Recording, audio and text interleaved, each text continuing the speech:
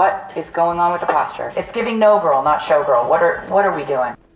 This ride has more twists than a Swift bridge. First up, fans are convinced Travis Kelce dropped a Taylor lyric before Life of a Showgirl was even born, turning him into her unofficial Easter egg intern. Then, Adam Sandler swoops in, saying he's not about to give marriage advice since Trav already looks like a man hypnotized by glitter and eyeliner. And while the parents are running steakhouse summits, Taylor grabbed the mic at Selena Gomez's wedding and had everyone sobbing into their champagne. And I do trust her. I think she has good judgment. I think that she's going to do amazing things with her life. But she didn't stop there. She rolled into her new Showgirl promo dripping in $90K worth of bling, including a tea necklace for Travis. All right, we are still rolling. We're going to try this again, okay? We're elegant. We're luxurious. And now, rumors are swirling about wedding bells in Watch Hill. Swifties are losing their collective minds because they think Travis may have dropped a Taylor lyric before the Life of a Showgirl was even a thing. Yep, he might have accidentally, or very on purpose, become an Easter egg dispenser. Fans at the big fancy Spotify pop-up in NYC were busy snapping pics of glitter, feathers, and props when they spotted a little mirror scribbled with "Keep It 100." Now normally that's just Jim Bro lingo for "I lift heavy, respect me." But here's the kicker, it was written in the exact red-underline-emoji style Travis used in his very first Insta post with Taylor back in July. The same post where he flexed about off-season adventures like he was auditioning for National Geographic. And because Swifties have sharper math skills than my high school algebra teacher, someone pointed out that 87 plus 13 equals, you guessed it, 100. I mean, who needs a calculator when you've got fandom-fueled numerology? Fans are calling it proof he dropped hints before the album was even in the wild, which honestly checks out because this guy's been grinning like he knows all her secrets since she announced the record on his own podcast. Imagine being your girlfriend's Easter egg wingman. That's a job title right there. The Spotify setup had more crumbs too. Lipstick messages like "oftentimes it doesn't feel so glamorous to be me" popped up on vanity mirrors. And when some genius typed it into Apple Music, out came a track called Elizabeth Taylor. Because of course it did. Another fan typed in "I heard you calling" from a megaphone decoration and bam, the fate of Ophelia. At this point it feels less like a fan event and more like an escape room designed by Shakespeare and Sephora. At this point, Travis isn't just Taylor's hype man, he's basically her Easter egg intern. And now even Adam Sandler is chiming in on the love story of the decade. Yup, that Adam Sandler.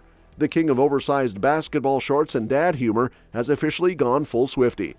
He straight up admitted he's not about to hand out marriage tips to Travis and Taylor, even though he's been married for over 2 decades. Why? Because according to him, the Chiefs tight end is already head over cleats for Taylor and doesn't need anyone's playbook. If Travis looks at Taylor the way Sandler looks at free buffet food, they're good. And get this, Adam said his own family basically treats Taylor like she's part of their group chat. Anytime they see her giggling with Travis, it's apparently high fives all around in the Sandler house.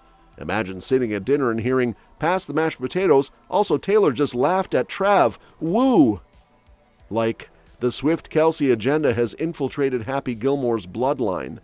Like, anytime with you, my whole fucking family, it's like high-fiving and... But Sandler didn't stop there. He went full fanboy, confessing he's been blasting Taylor's songs in the car for years with his kids, who basically grew up with her as their household soundtrack. Which is kinda hilarious when you picture Adam Sandler at a red light, crooning all too well, while wearing gym shorts and flip-flops. He swears he loves everything about her music, the messages, the melodies, the production, basically calling her a walking life coach with a killer set list. And we listened to, and the kids were little, and we were listening to Taylor Swift and listening to every song. It was one of the first times that you listen to every song on the record. And speaking of family turning into full-on Swift-Kelce superfans, the moms are now running their own highlight reel. Donna Kelce, Andrea Swift, and Randy Mahomes rolled up to dinner like the NFL's answer to the Spice Girls. Only instead of singing, they're conquering Kansas City steakhouse culture at 1587 Prime, the brand new player-owned hotspot. Picture it!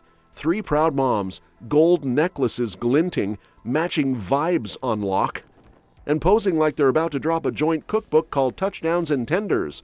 Honestly, the energy could have powered Arrowhead's lights for a week. Insiders swear it wasn't just dinner. It was practically a summit. You had Travis's mom, Taylor's mom, and Patrick Mahomes' mom all huddled up in a steakhouse booth, looking like they were drafting the next Super Bowl playbook. And judging by the smiles in those pics, the strategy was clearly serve looks, order appetizers, and remind the world who really runs this league. Apparently, Randy kept things crisp with a white button-up vest, while Donna and Andrea synced up in black tops and gold accents, proving once again that moms do group-coordinated outfits better than any NFL defensive line. And the throwback-style football art they posed with? Total Pinterest core. Rumor is, Randy even called the keepsakes the start of a collection, because why stop at one when you can turn the walls of Prime 1587 into a full-blown Hall of Mom fame?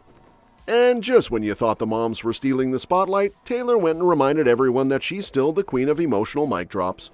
At Selena Gomez's wedding, she basically turned the reception into a live version of the Best Friend Diaries.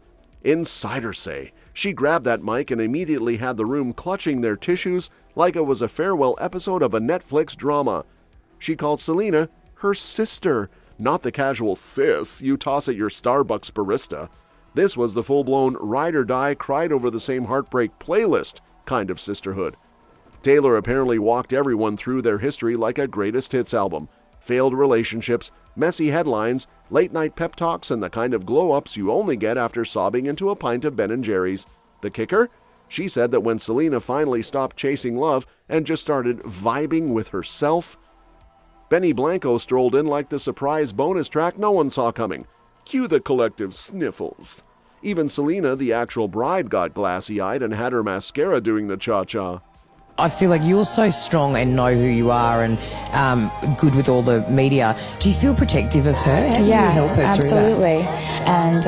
And I do trust her. I think she has good judgment. I think that she's going to do amazing things with her life. And because Taylor can't resist throwing in a little sisterly roast, she joked about Selena beating her to the altar. Imagine your best friend casually dragging you at your own wedding. Classic Swift energy. But then she spun it around, saying how thankful she is that they both landed their forever plus ones.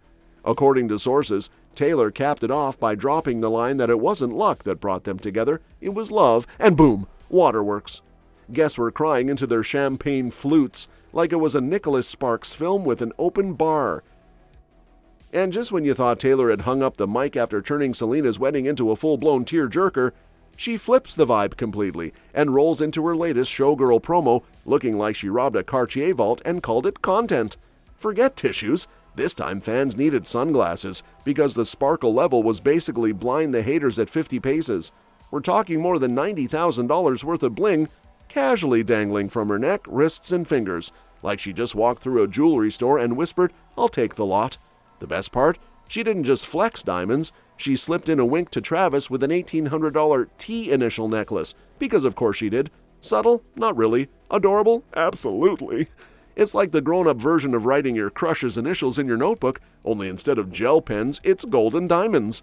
And because Taylor loves a good callback, she even recycled that $22,000 Cartier pendant she wore when she announced Showgirl on Travis's podcast, proving once again that she's the queen of turning Easter eggs into heirlooms. But it wasn't just about the bling. Oh no. Taylor gave us a full-on comedy skit while directing herself like Kris Jenner with a pink megaphone. Instead of, "You're doing great, sweetie," it was more like, "Girl, fix your posture. You look like you just lost a fight with a folding chair." What is going on with the posture? It's giving no girl, not showgirl. What are we doing? Then she shaded herself for having cat hair on her corset because, let's be honest, living with 3 cats means you basically own a walking lint roller collection. She's got cat hair all over her. Is there a school we could very quickly send her to? Style-wise, she ditched the bedazzled feathers for CEO with a side of chaos. Rocking a fitted black blazer, plunging tank, and the kind of barrel jeans Gen Z insists are in, while millennials quietly cry over their skinny jeans. Hair in a bun, red lip locked in, eyeliner sharp enough to cut glass, Taylor basically said, "I can sell you heartbreak and run your board meeting." So while Taylor is proving she can run a Fortune 500 company in a blazer and blind people with her wrist bling, the internet's already plotting her next move, specifically whether she's about to turn Watch Hill, Rhode Island into the Super Bowl of weddings. Let's be real, if Taylor and Travis actually say "I do" at her $28 million seaside mansion, half the fandom will be trying to kayak up to the ceremony like uninvited extras in The Little Mermaid. Locals are already side-eyeing the construction trucks that rolled in over the summer. She dropped $1.7 million on renos that included a bedroom bigger than most people's apartments and a bathroom so extra it got its own fireplace. A fireplace. In the bathroom. That's not a remodel, that's Hogwarts with better plumbing. Obviously, fans are convinced it's not for bubble baths. It's for wedding prep glam squads and bridesmaid champagne selfies. And then there's the Ocean House Resort down the road, the bougie palace that casually puts on fireworks for Taylor's 4th of July parties. This place is so discreet, it makes the Secret Service look chatty, and apparently it's already hosted Miss Universe's wedding. Translation: if Taylor books it, you won't even hear the champagne corks pop unless you're on the guest list. Meanwhile, locals are trying to play it cool, but you know the town is basically on Swiftie alert. Shops are selling Karma is the guy on the Chiefs' coin purses, and teenagers are dragging their moms down Bay Street like it's a Swiftie pilgrimage. Some boutiques even stock Swifties Beach t-shirts, which feels like a merch drop Taylor didn't authorize but probably finds hilarious. And it's not just merch. Taylor's dad has been busy helping launch Nashville North, turning the local theater into a mini music city with songwriter workshops. So yeah, the Swifts aren't just renovating bathrooms, they're renovating the culture. That's all for this video, folks. We'll see you next time.